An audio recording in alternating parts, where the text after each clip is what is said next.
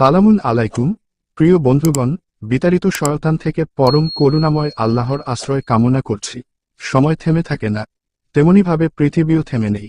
গতিময় এই জীবন কোথায় কখন কিভাবে থেমে যাবে আমরা কেউ জানি না। ভেবে দেখো বন্ধু, পৃথিবী থেকে বিদায়কালে তোমার কাছে ব্যালেন্স কি থাকবে? তাই আমি মনে করি যে যেই ধর্মেই থাকো না কেন, ধর্মকর্ম পালন করে যাওয়া উচিত। মরমী কবি লালন শাহ।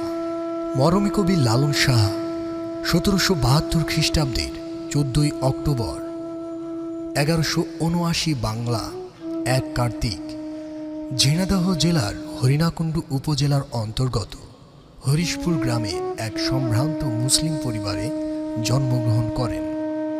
তার পিতার নাম দরিবুল্লাহ দেওয়ান এবং মাতার নাম আমিনা খাতুন। গোলাম কাদির দেওয়ান ছিলেন তার পিতামহ।